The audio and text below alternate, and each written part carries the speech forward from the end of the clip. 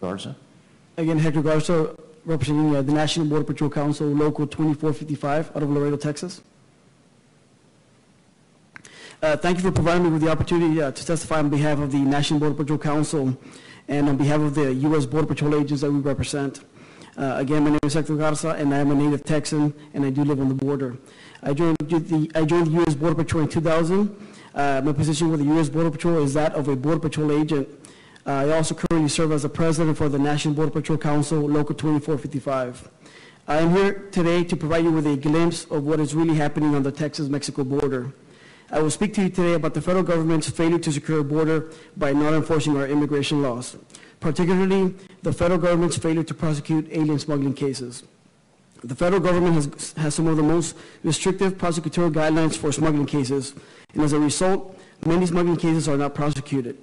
As a matter of fact, most smuggling cases are not even referred for prosecution because of these restrictive prosecutorial guidelines. When arrested for their smuggling crimes, these smugglers are simply walked out the front door without facing any type of consequences. Therefore, these smugglers continue to operate their criminal enterprises with impunity. What we are seeing is that smugglers continue to smuggle aliens into our country with a brazen disregard for our laws. They say crime doesn't pay, but by failing to secure borders, crime not only pays, but it is reaping huge dividends to these smuggling organizations. The state of Texas needs to take an aggressive stance against these criminal organizations that are literally bringing in thousands and thousands of illegal aliens into our country. If the state of Texas does not act now, Texas will continue to be viewed as an easy entry point for alien smugglers because there is no fear of prosecution of being caught. Again, I would like to thank you for the opportunity to testify, and if you have any questions, I would be happy to answer them to the best of my ability. Let me just say thank you, Mr. Garza. I know you're one of the uniformed law enforcement services that doesn't get a lot of attention and meaning support and resources to do what it is you do. And so you tell a very similar story that regular citizens tell and other law enforcement folks tell. And so let me just say thank you for putting a uniform on and operating in some pretty difficult terrain and doing so to the best of your ability. It takes special people to put on the Border Patrol uniform. So thank you. Senator Paul, any questions? Yes, thank you, Mr. Chairman. Hector, thank you very much for being here, and I too want to thank you for your service, putting on the uniform and stepping in harm's way for us. But make sure everybody understands you are a border agent, and you are here and you're speaking on behalf of other border agents. In your position with the union, you're not just speaking for yourself, but you are speaking for agents in general. That is correct, sir. I am speaking on behalf of the Border Patrol agents that we represent. Our Border Patrol agents were made aware of this testimony that was going to be provided on this day, and I am here speaking on behalf of the National Border Patrol Council, Local 2455. So what you're saying is a concern by the Border Patrol agents themselves. You know. That is correct, sir. Can you explain to us what's the prosecutorial threshold for an illegal alien criminal smuggling case? Sir, the prosecutorial threshold right now in the Laredo area is that 6 illegal aliens. What that means is that if you're caught with less than 6 illegal aliens, you are not going to get prosecuted. You are simply going to get released either back to Mexico or back to your country, or if you're an American citizen or a legal permanent resident, that means that you're simply going to walk out the front door and you will never see any consequences. And that creates a specific problem because these smugglers will continue to commit their crimes and they'll continue to smuggle aliens time after time. Therefore, the federal government has not done their part to stop these smuggling events. So you're saying that less than 6, it's a catch and release on the spot? That is correct. So for those illegal aliens, for those smugglers, if they are not transporting more than 6, then you're not getting charged with anything. That's almost like saying, if the bank robber leaves with less than $1,000, we won't arrest him. That's exactly what it means, sir. Fine, good. All right.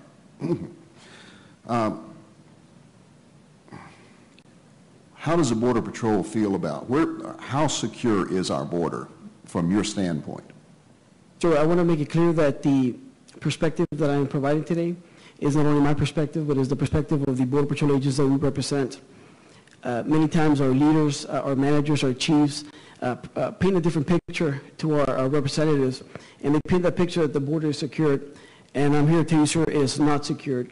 We lose groups that are entering our country. We do not detect them. We do not apprehend them. Many times, we are not assigned to areas where we won't even know if there was bodies or not coming in, and that presents a very difficult challenge. If we had enough people on the ground, enough agents on the ground, we would definitely have more gotaways, because we would have those agents to actually count those aliens that came in and actually came into our country.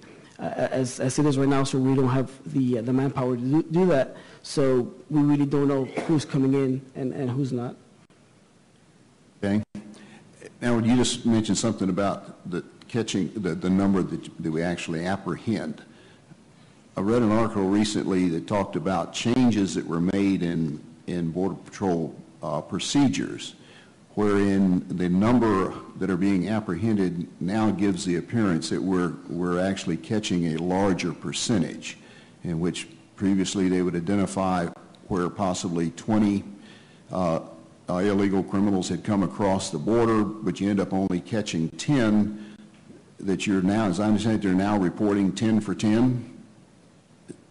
The way it works, sir, is that when you're out there working the line and you see a group of, let's say, 20 crossing the river, our agents will set up around that area to be able to apprehend that group. If we only catch 10, then that means that 10 got away. Unfortunately, we do get pressure from our managers in the way we report these gotaways, and sometimes they'll want that verification of the aliens that actually got away, but sometimes it's just impossible. We do know that if we have 20 bodies coming in, if only 10 are apprehended and 10 don't never go back, then that means that 10 got away and made into our country. I also want to make it very clear that aliens do come in all the time and they get away all the time. We might have anywhere from 60 to 80 a shift that get away, but they are undetected, and sometimes those got away numbers are not reported accurately. Okay. And what happens when a Texas law enforcement officer detains an illegal alien criminal? Say in a smuggling case, what happens? Currently, the way it works, sir, just like Director McCraw mentioned, if a DPS or a deputy sheriff or a city police officer encounters an illegal alien, that illegal alien will be detained and Border Patrol will be called out to the scene. The problem with that is that on the surface, it sounds like a great plan, but when we don't have enough Border Patrol agents to respond to that call out, Texas law enforcement officers will end up releasing that illegal alien because that Texas law enforcement officer does not have the authority to detain that illegal alien or arrest him or charge him.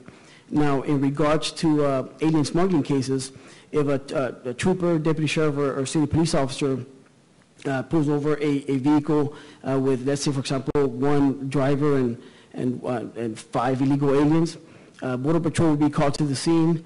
We'll take custody of those illegal aliens. We'll take custody of that vehicle, custody of that driver. We'll process that case accordingly. But since it does not meet that prosecutorial threshold, we simply release that smuggler that was committing this smuggling crime.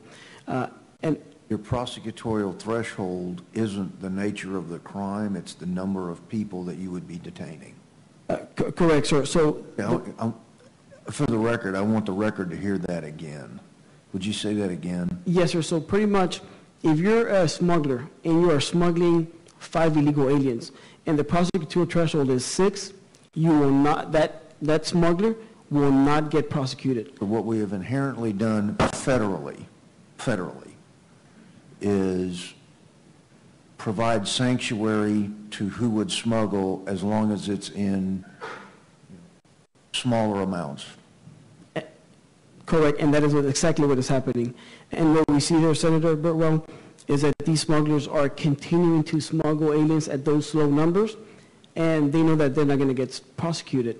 Now, in the past, if I may add, if those aliens were placed in a dangerous situation, so let's say, for example, if you were smuggling 2 illegal aliens, you knew you were not going to get prosecuted. But if you were placing those illegal aliens in danger, like placing them in your trunk or in a toolbox, in the past, you would get prosecuted because of the dangerous situation that you place those illegal aliens in. However, we've seen recently that even those cases where those aliens are placed in danger, that those smugglers are not being prosecuted, sir. No, you weren't finished, but I just had No, to jump in on that. No, that's fine.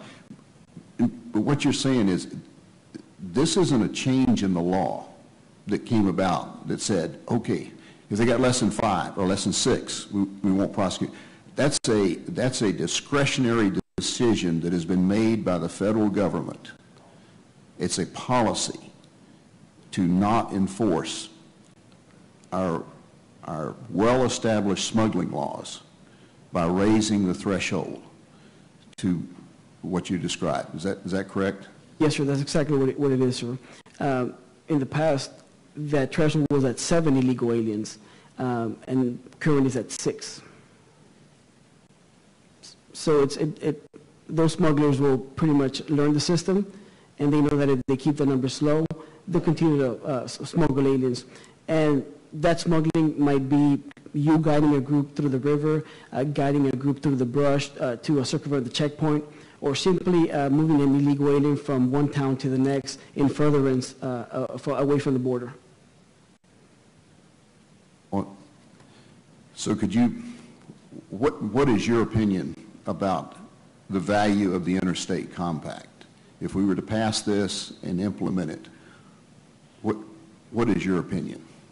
So what we've seen as Border Patrol agents, just as in the Rio Grande Valley, we've seen that DPS has done a great job. Their presence has deterred a lot of that criminal activity, but that needs to continue to happen. And unfortunately, that might be a temporary solution. As soon as those troopers leave the Rio Grande Valley, that business is going to be back to the way it used to be.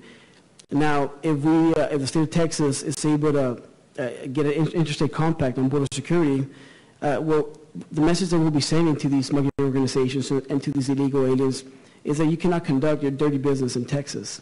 You have to go elsewhere. You have to go to those states that are not willing to enforce the law. And the state of Texas has to take an aggressive stance and let these people know that you will not conduct business in our state. And if you do, you will get caught and you will get prosecuted and you will pay the price. So now we'll be able to say that crime does not pay. So you would say you are definitely for this bill? Definitely, sir, for it. And also the Border Patrols that we've reached out to are also in support of this bill. Thank you very much. I would love to hear your testimony. We could keep people informed all day long about the things you've seen, but we've got a lot of other people here, so thank you very much for coming. Again, thank you for your service. We appreciate it. Thank you, sir. Let me add, if I may, Mr. Garza, I know that there's probably an unspoken here as well. And that's an unspoken courage that you had to demonstrate to come be with us today. I think most federal employees probably would be very hesitant to come speak and be as forward as you have. So it isn't just our obligation to recognize your service to the state or to the nation as a Border Patrol agent, but to recognize your personal courage in coming forward and airing some of this stuff that would not be viewed favorably by federal officials. So thank you for your courage. Thank you, sir. Welcome, sir. Thank you. Thank you. Next, Mr. Thomas Corkmas.